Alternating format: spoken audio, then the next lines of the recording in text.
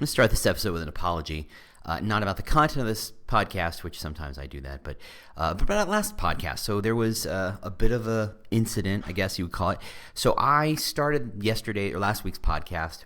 The spark of inspiration was Katrina Kibben. She had posted something, or someone posted to her around her about this idea that you have to get people to feel something before you can do something. I thought it was an amazing idea. It was so well contained. It was like a spark, and it led me to some good ideas, I thought, and that was my podcast. And then, of course, it turns out that the reason it led to such cool ideas was because I was trotting some fairly well-trod ground, as it were, and Katrina had blazed that trail ahead of me. I just didn't realize it. So we had good response to last week's podcast, so I have to give a lot of credit to Katrina. I inadvertently grabbed a bunch of her ideas. I just didn't realize they were her ideas. I thought I was making them up as I went along. I was not.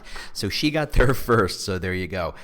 So Katrina, thank you, and I'm sorry. And by the way, if you don't read her weekly newsletter, 3 Ears Media newsletter, you should. It's totally worth a read. Totally worth a subscribe. Anyway, we're going to talk about habits, and I think it's interesting that this whole have to apologize thing is here because this idea that we all want to be good at our jobs, right? I'm just going to assume, only 2 cups of coffee, by the way. I'm just going to assume that you really want to be really, really good at your job. And because I want to be really good at my job. I mean, I'm just going to assume that we share that in common. Otherwise, why on earth would you listen to podcasts like this? Because you want to get better at your job and you want to hear a different perspective or a different idea, and you want that to spark some new way of thinking and a new approach to doing things, or just, oh, why hadn't I thought of that? Oh, wow, that's a great idea. I get those all the time. I hope I can give those to you all the time. But it's true that employer branding, which is what we are all talking about most of the time, is usually conceived of as an idea, a project, a product, a campaign, a thing we do. Whether you connect it to a channel, whether you connect it to an idea, it's like, oh, social media, that means employer brand, great.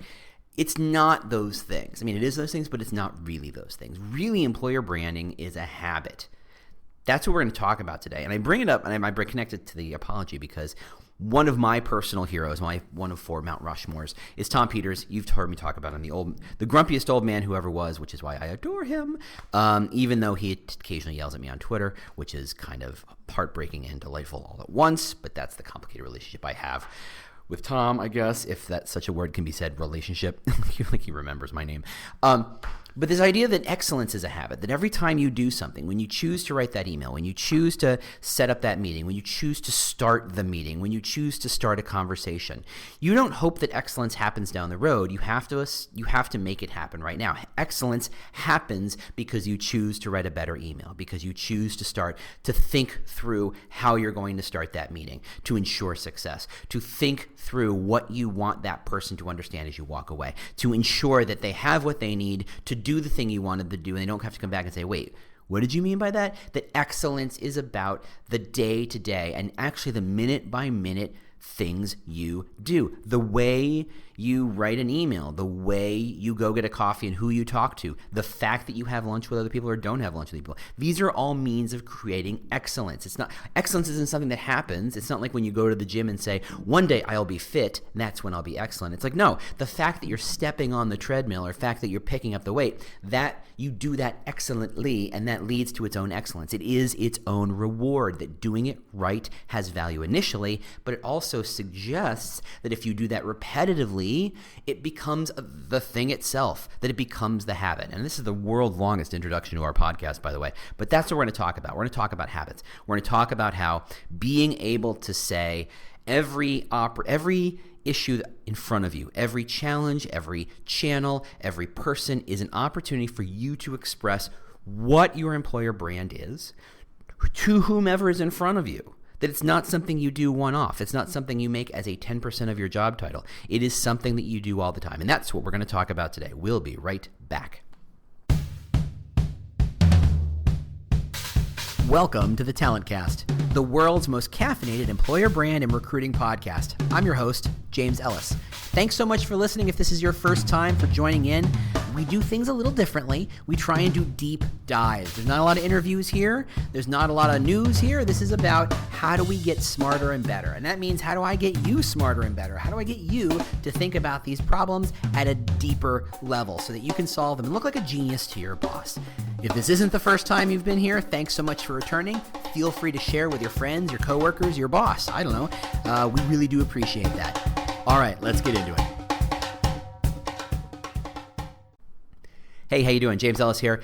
So go to the websites, go sign up for the email. I do occasionally. I try to keep it short, no spammy, blah, blah, blah. You can either go to thetalentcast.com or jamesellis.us, either one. Because I would love to speak to you at your event. I would love for you to say, James, you bring a lot of interesting ideas. You're really chill, low energy. Maybe I got a kid's birthday coming up, and I think, James, you would be the guy to just entertain the heck out of the kids. I promise I will make balloon hats if that's what it takes. And juggle. I am a deeply mediocre juggler. So there you go. No face paint. Anywho, go do that stuff. And like I said, go sign up for Katrina's thing. Show notes, blah, blah, blah. So let's talk about habits. Habits happen not by accident. I think there's a whole concept called neurolinguistic programming. Bandler and Grinder, who, if you were 60s weirdos and nerds in the psychology area, you might know of. I only know of through complicated whatever. But they thought of this idea called neurolinguistic programming, and that is you can actually convince people to do things if you understand how they're thinking and how they're processing information. In fact, you can insert ideas into their head. You can actually, they referred to it at the time in what have to be the ugliest covers in the world, magic, right? That you can actually persuade people to do things they wouldn't on the face of it or logically want to do via magic, and that's by using certain words in certain ways. One of the things they wanted to talk about, and I've actually lost my point here, talking about habits. Oh yeah, there's this idea that think of a phobia. Think of a phobia, and they say they actually have magical, hypnotical ways, and if you want to believe it, you can. You don't have to. It's fine. It's not pertinent to the rest of this conversation. But phobias start very quickly. This idea that it takes us a long time to learn a habit. It takes us a long time to learn an idea. How long did it take you to be scared of heights? How long did it take you to be scared of a dog? How long did it take you to be scared of open spaces if you're agoraphobic? How long did that take? Probably not long at all. In fact, one exposure to a unpleasant moment of heights, an angry dog, maybe even getting attacked or semi-attacked by a dog, or just whatever happens to agoraphobics that kind of spark that idea of, oh gosh, open space bad. You learn that idea, that phobia, in seconds. In fact, frankly, I bet your brain does it in milliseconds. You learn it effectively instantly, right? You learn that thing instantly. And then you build on that idea. You build on that spark, and it becomes a habit very quickly. You become, generally every time you see heights or you see a dog, your heart starts to beat and you start to get a little nervous and anxious. And you start to panic, you start to freak out, and your body learns that, that's how we're supposed to react. That is our reaction to these things. We've learned the habit of reacting X when Y happens, when you receive Y stimulus. Now, Bandler and Grinder are absolutely wackadoodle, but I think there's some interesting ideas in that. As a guy who struggled a long time ago with height aversion, if that's what it's called, I was terrified of heights. Like if I could look down, buildings were fine, but if I could look down like a water slide, you look through the deck, the slats of wood down through the water slides, panic. I mean, like near, just a meltdown panic. I couldn't do it. And I've gotten a lot better. I've gotten really good at actually pretty good. So ladders and stuff don't bother me at all. So you realize that at some point you learn those things quickly, and it becomes a habit almost instantly. Your body reinforces this idea of a habit. And I think we can learn from that. I think we can learn from this idea of creating our own positive habits. Not phobias, but positive habits in the same way.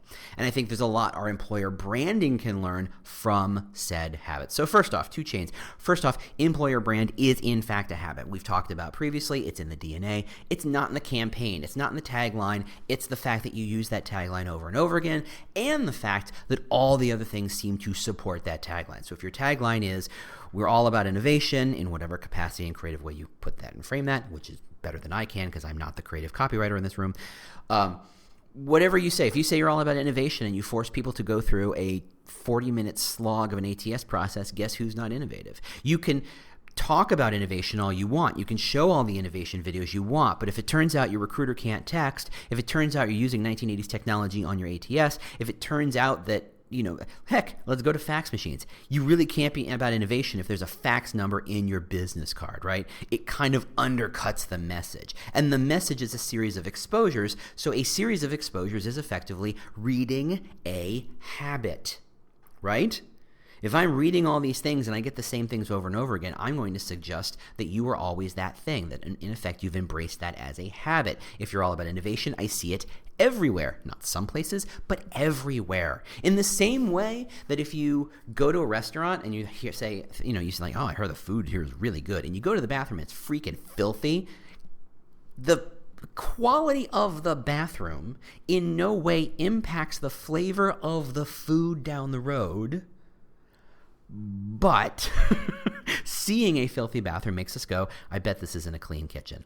I bet this isn't a very dedicated or caring cook. I bet the chef kind of is phoning it in. Maybe the food won't be tasted. And suddenly it's imparting an expectation or a perception upon the flavor of the food, which, by itself in a blind taste test may be amazing, but now that you've seen filthy bathrooms and, the waiters seem to be a little disheveled and don't seem to care that the silverware is a little dirty, that's going to color your impression of the thing. If the habit of excellence was true, the bathrooms would be clean just as well as the waiters would be non-disheveled and clean, and clean waiters and waitresses and clean cut, and uniforms would be clean, that the knives would come out of the dishwasher and someone would look at them to make sure there's nothing on them. Then you would feel like, okay, the food that's coming out is also going to have the same level of concern and impact, right? That's how you create those bird's nest of perception. That's how you build it, through the habit. So that's the other side of the bird's nest. The bird's nest is what you're absorbing. What you're projecting is the habit. There's the other side, okay? Gary Vee, who I don't quote very often, but he's a bit of a loudmouth. What, James? You have a problem with loudmouths? But we know I'm a loudmouth. We know that. There's no need to get into that. But I get what he says, and someone I'm connected with pushed it, but it's this idea that the secret to marketing is caring. And I love that, because we talked about the secret employer brand is giving a shit, right? Which is the same thing. Same thing. He just, says it nicer, apparently. Which is weird, right? He's a guy who's vaguely famous for swearing about this stuff, and I'm the one yelling whatever. But that's true, and the reason and how you know someone cares is because it's a habit. It's not that they care once, it's because they always seem to care. It's because they're always willing to show up. It's not the one-time thing, it's the perpetual kind of thing, and you build these habits over time. So let's talk about a little bit of, so let's go back into this idea that employer brand is a habit. Same way that you evaluate the food of a restaurant based on the bathrooms, even though there's no direct correlation, you are also, as a candidate, evaluating the brand of the company based on what the news says, based on what former employees complain about on Glassdoor, based on what how engaged the hiring manager is, not based on the video that somebody polished up into a diamond to give to someone and say, this is what we think we're about, but in about how much information around it reinforces that idea. If you're all about innovation, here's the way to show that you're about innovation. Don't say it more, show it. And you show it in the things that people don't think can be innovative. So I'm stealing this from Charlotte Marshall, who I saw speak last week in Austin. So, hey, Charlotte. That this idea that she was interviewing somewhere and they said, and we all know that the interview process sucks. It's a pain in the ass. It's filled with obstacles and hurdles and blah, blah, blah, blah, blah. And then it's always painful. And what the company she was talking to, and I won't say whom, they said, okay, we definitely we're scheduling the interview now. And this, it's going to happen on Monday. And hey, since I've got you on the phone, let's schedule the debrief phone call for 4 days after that. And the room she was talking to went, wait, what? You can do that? That's innovation. To say, we know that the waiting game of I don't know how long it's going to take for them to get back. And we've all been in that position where we think we just aced that interview and it takes like 2 weeks for them to get back, and you just start going stark raving mad, going, what did I do? Did I screw it up? And your head starts to spin wildly out of control. And if you knew that you would actually get an answer on such and such a date, not because the recruiter says we'll get back to you in a couple of days, which is the most bullshit answer, this side of it'll take 2 weeks to fix that. That's contractor speak, right? But if you say, we are scheduling a meeting and we are going to do a deep brief and we're probably going to give you the offer or not, or tell, we'll do the offer stuff then. And you can say, okay, I know it's going to be X number of days for you to do that. And that says so much. It says this company who says they're all about innovation have innovated a process that guarantees they'll have their ducks in a row enough to give me an answer in 4 days. They don't hope to give me an answer in 4 days. They've booked the time. They booked the meeting. It's there in my calendar. I can see it. It's a real thing. They are confident in their processes to know they will have their ducks in a row and have the offer or not in place, or the rejection, I guess, as it were, and the feedback from the hiring managers and the feedback and the interview loops and all that stuff, and enough to say, and we're going to book a time. That, my friends, is innovation. Not because they invented some sort of cool tool, not because the AI did something magical. There is no blockchain in this process in any way, shape, or form. But what they did is they looked at a process, saw there was a pain point, and decided to innovate. They didn't spend a lot of money doing it. In fact, they spent exactly no money on this thing. They simply looked at a problem, solved a problem in a creative way to make people feel better because that's what they wanted to do. They cared, which is what employer brand is, and what they care about is innovation. So you can see their level of innovation occurs in the most boring of recruiting practices, i.e. the response, the feedback. That's innovation. That's what you want. You say you care, but your bathrooms suck. If your website doesn't look like anybody read it once, if it looks like that you've never given back or you don't give time for people, what do you care about? If you say you're all about your mission, but you have 5 different missions, I don't understand. Which mission do you care about? Anything that breaks the habit, that deviates from this core idea that you've selected, that's not a habit. That's something you've painted on the walls, at least that's my perception of it, and said, this is who we are. What's the line from Usual Suspects? The atmosphere won't just be painted on the walls, right? That's the thing you're supposed to do. When an employer brand is true, deeper than the paint on the walls. It's deeper than the website. It's deeper than the campaign slogan. It's deeper than the hashtag. It is true in practice, which means everybody has to make it a habit, which means mostly you as the employer brander have to make it a habit and not think of it as a campaign. Right? So what your job is to say, once you've distilled what your brand is all about, what your EVP is all about, what your brand positioning and promise is all about, you look around and go, what breaks that promise? And you fix it. So far, so good? Fantastic. But if you can't get enough of this stuff, I have some news. You can bring the James Ellis experience to your event or company. Just go to jamesellis.us and learn about all the kinds of custom presentations I can build and deliver for you or your team. But if it's time to get some hands-on help with your employer branding, recruiting, and hiring, either from the ground up or some strategic support, I would love to help. Just reach out to Proactive Talent or proactivetalent.com. That's where I work, and we can help you hire better. Cool? Cool. All right, let's get back to it. Or at least you do your best to fix it, or mitigate against it, or defend against it, or start to build allies to rethink it, to say, look, when you invent, so think about how that company invented that feedback loop. Somebody said, look, people get freaked out and we're having a time issue, right? Everybody knows, every recruiter knows that lack of speed kills. If you dawdle, the candidate, poof, gone someplace else. But if you can nail them down, and if you can say, look, this is the date in which you will get information, candidates feel better. They have a more positive response to what's going on. They're more willing to engage with you. They're more willing. So for example, if Charlotte had another offer on the table and they said, we'll get back to you some point, and she didn't know, as new offers come in, she starts to discount the one where it's supposed to come in, but they didn't give her a date because it's amorphous, because it's not scheduled, because she doesn't know that it's real. She doesn't even know when she's going to get it, let alone if she's going to get it.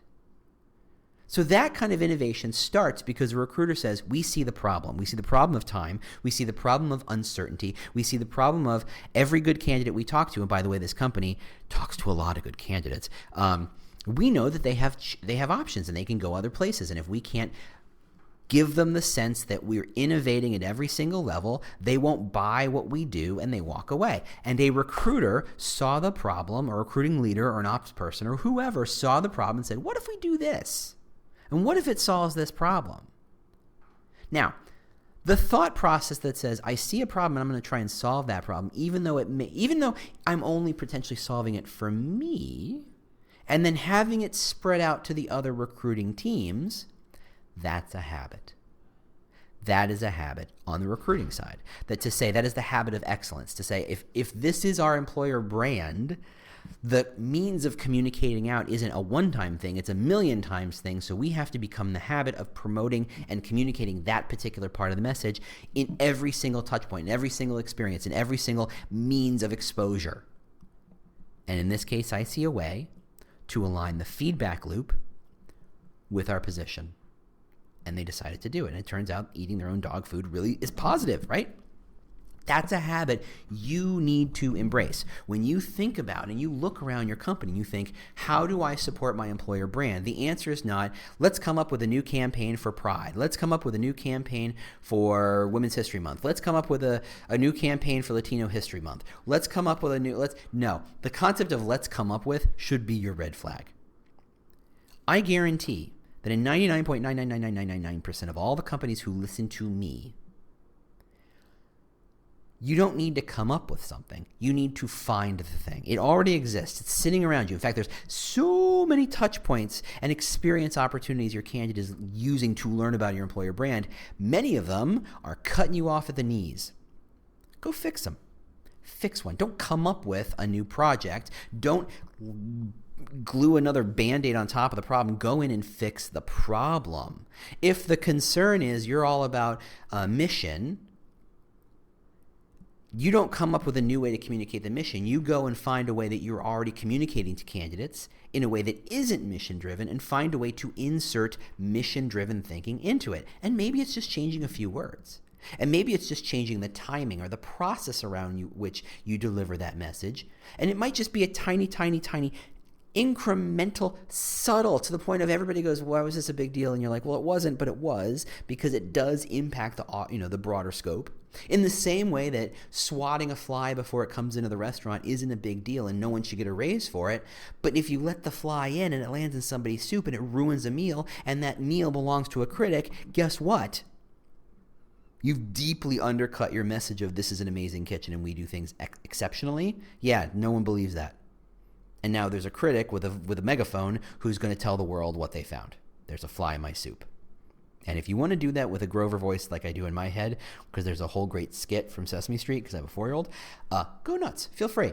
There you go. So that excellence is a habit, and that habit suggests how do I look for problems to fix.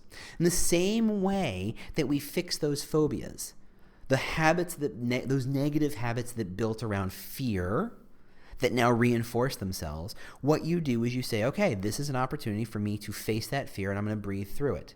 I'm going to know that I'm about to go meet a dog and it's a small dog and I know logically it's completely safe. And I'm just going to slowly expose myself to more dogs and build that habit of being more comfortable with dogs to the point where I'm not panicking at the sound of a dog barking, right? You've got a phobia about dogs, that's what happens. You hear the dog barking and your whole body tenses and you're like, oh God, dogs. And your body panics and you start to ramp up. You start to expose yourself to the thing that triggers it in very safe ways. If you're scared of heights, you go up 2 or 3 stories in a building that's completely secure and you look out the window and you get closer and closer to the closed window and you don't have any chance of ever falling and you just look and you go, okay, just breathe through it. You know you're about to be exposed to heights. Calm down, talk yourself through it, and you build the habit of building out calmness in those environments, in those circumstances. In the same way, when you're faced with an employer brand situation, hey, we've decided we need to relaunch a referral program. Hey, we've decided we have a big event over at Grace Hopper. Hey, we need to fix some of these Glassdoor issues. Hey, whatever the hell. You don't launch a new campaign. What you do is you say, what can we change today in our existing processes, i.e. habit, to reflect more of the central pillar or pillars or however you've structured your architecture of employer brand. That's up to you. I have a way I do it. That's not how you do it necessarily. That's cool. But how do you make minor changes in processes to reinforce the brand and meet the existing project needs? So if you've got a Glassdoor problem, if suddenly everybody in Sacramento is complaining about your company and how everybody who works there is a jerk or whatever they're talking about, yes, The project will be to try and figure out what the problem is. Hopefully your company's smart enough to say, I'm guessing you got a bad manager you need to get rid of, or kind of rip out the core of the problem. But your job isn't just to say, hey, everybody, can you say really nice things about us on Glassdoor? Because Glassdoor gets mad about that. Because you're not just saying good things to get the rating, but to say, look, we're all about how much we support the people on our team.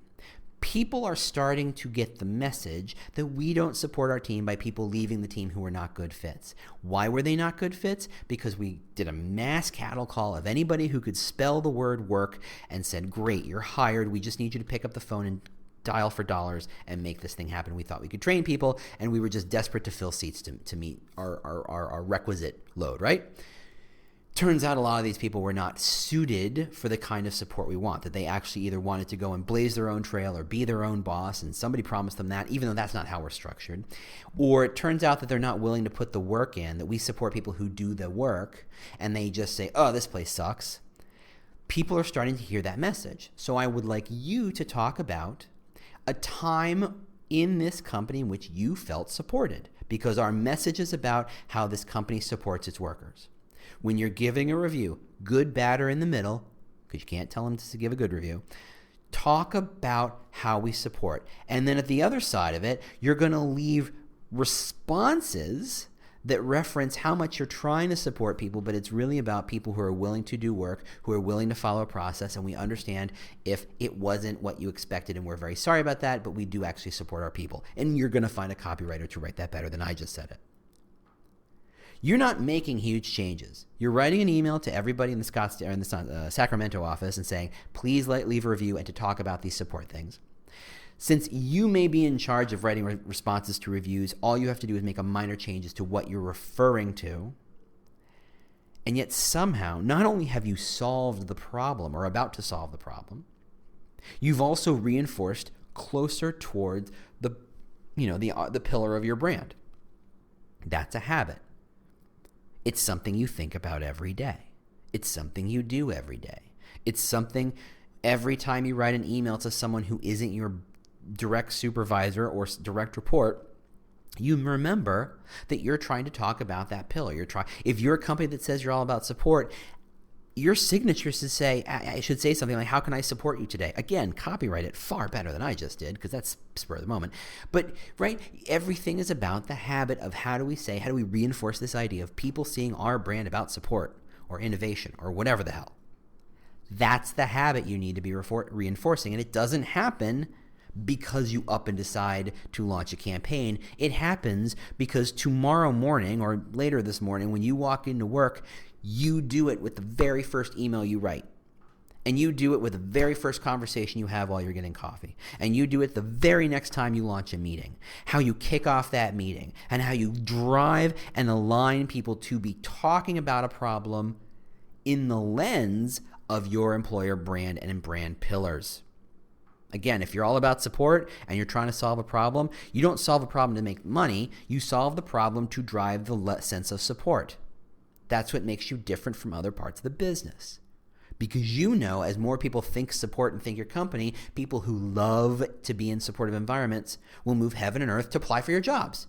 And suddenly recruiters' jobs are better, which of course makes you a hero, right? That's the gig. That's the job. That's what we talk about. At least that's how I approach my job. You may be slightly different. And frankly, I'm in a position now where I'm not in a day-to-day owning a brand. I'm consulting. But I still want to approach, how do I take a brand that I've packaged and developed? How do I make sure that I'm planting it in a space that it's going to take root? How do I ensure that the idea that your company is all about support or all about innovation or all about whatever is not just this thing I decided it was based on my research and audits and all that good stuff, but because it connects with who this company is. And I've got a lot of people inside the company who remember that habit of saying, okay, everything is about support or innovation or whatever it is. That's my part of the job. That's how I perceive it, because I'm in a slightly different role potentially than you are. But you can do it because you own it, or you can do it because you're a recruiter and you want to say, look, these things we're doing do not align to our employer brand. So maybe either we make some adjustments or we pull back the stick a little bit to kind of stop from doing them quite so much. until we figure out how to align them better. That's the employer brand as a habit thinking. That's what I think you can do. That's the way you make a huge impact in your job, in your company, in your department immediately without having to just up and decide to be a whole different person. The change is possible. It starts not because you're going to go lose 50 pounds. You're going to go bulk up 10 pounds of muscle. It's not because you're going to get a six-pack ab in a year or so. It's because today you decided to step on the treadmill. Today you decided to go to the gym. Today you decided to walk around the parking lot. Today you decided to park farther away so you can get more steps in. Whatever that is, it's a habit. Create the habit. That's what you should be focusing on. All right. Thanks so much for listening.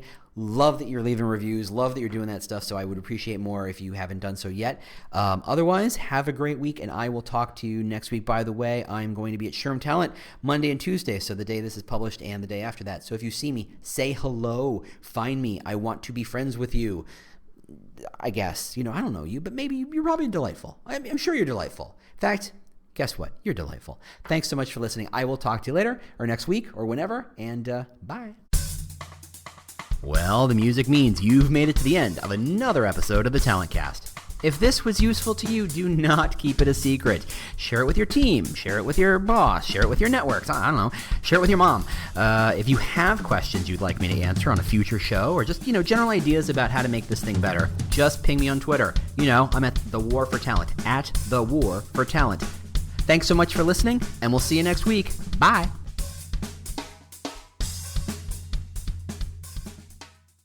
Do you love news about LinkedIn, Indeed, Google, and just about every other recruitment tech company out there? Hell yeah. I'm Chad. I'm Cheese. We're the Chad and Cheese Podcast. All the latest recruiting news and insights are on our show. Dripping in snark and attitude. Subscribe today wherever you listen to your podcasts. We out.